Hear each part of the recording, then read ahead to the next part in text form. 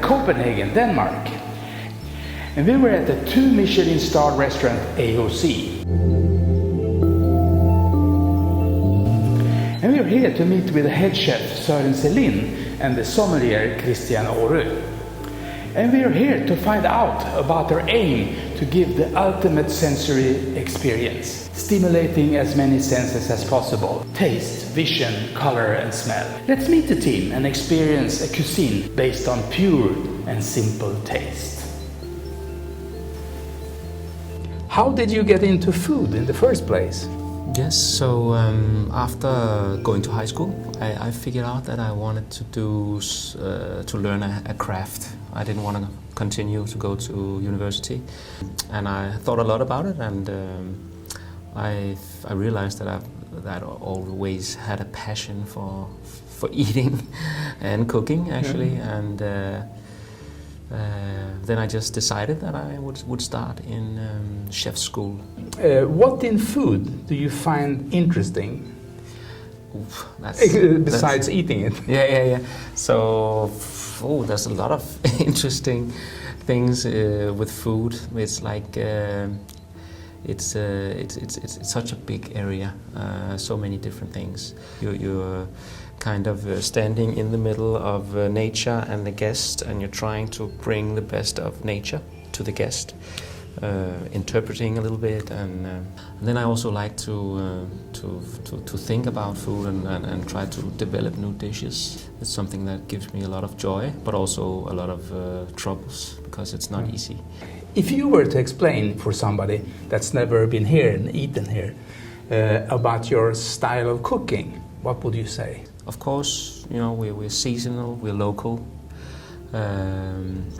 and I like to make my dishes, my food, very simple, have a simple expression. I like really clean flavors, not too many flavors. I like, again with the simplicity, I think it's really important because we have a tasting menu. We get around 20 servings. So I think it's you can really be very specific and exaggerate your expression with each dish. Where do you find the right produce or products to be able to create the dishes that is a part of your style? When your kitchen is seasonal, there's always coming new ingredients into season, and the things you've had on the menu, they go out of season. So it's like all year round you need to change, of course. So it's important that you have some really good suppliers, and I talk to them, on the phone and in person, and we go out and we see, for example, Søren Selin, go check out his fields and see what he has, and try to plan a little bit ahead. Because if you start thinking about the dish when the ingredient is ready, especially here in the summertime, when the ingredients have like two weeks season, then it's gonna be over once you think, now I know what I want to do, and then you don't have the ingredients anymore. Mm-hmm. So planning ahead and keeping a close contact to the suppliers is really important. So here we are at AOC in Copenhagen, and we're together with Christian, one of the owners, yes. And also a sommelier, to build a profile on a wine cellar to support the food of Søren. How do you do that? Well, actually, I think it was the opposite way around. Actually, yeah? No. We try to have some wine which is sustainable and suits the food that we are serving. Of course, the kitchen of Søren is natural. It's clean. It's beautiful flavors. So we try to do a wine list which is also has the same parameters as the kitchen has. Mm-hmm. Building it around, especially Burgundy, actually. Mm-hmm. I think, and also other regions where the wines in balance with themselves. If it's a natural wine, or if it's a biodynamic wine or organic wine, or however it is, doesn't really matter as long as the flavors are there. Mm-hmm. Mainly we try to use, of course, organic to biodynamic wines, of course. Do you think that there is something that you could call a taste of Denmark?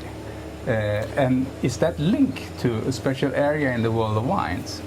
Well, we do have our own wines as well in Denmark, starting in the very small scale. I think there's a few guys who's really doing a great job. We have those wines as well, so you can actually say, if you pair that wine with the food that we do in Denmark, that is the taste of Denmark. Yeah. Compared to the rest of the world, I would not say that, no.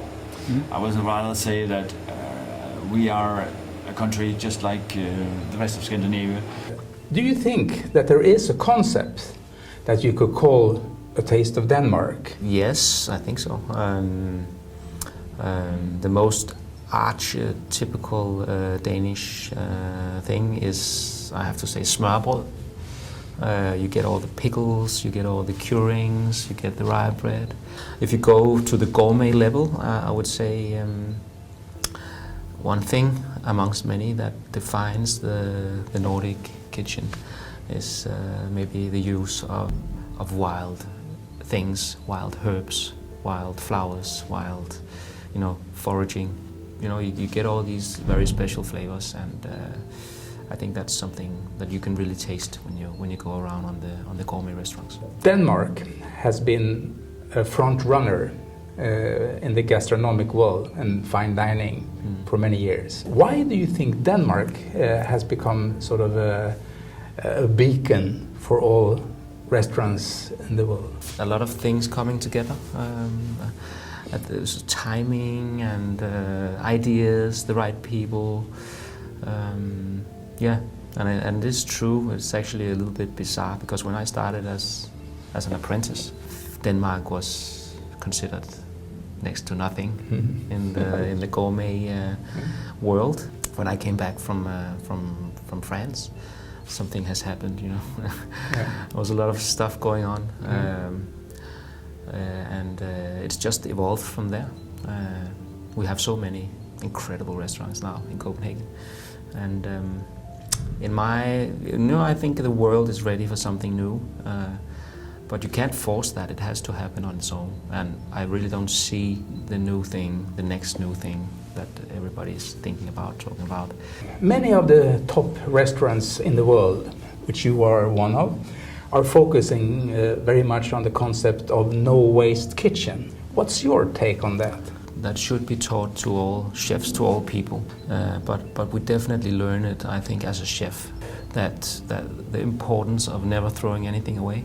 Always, when you're creating a dish, you can't just go for one little thing with a fish and then throw the rest away. You need to have, as well as thinking out a new dish, you need to, because it's very specific.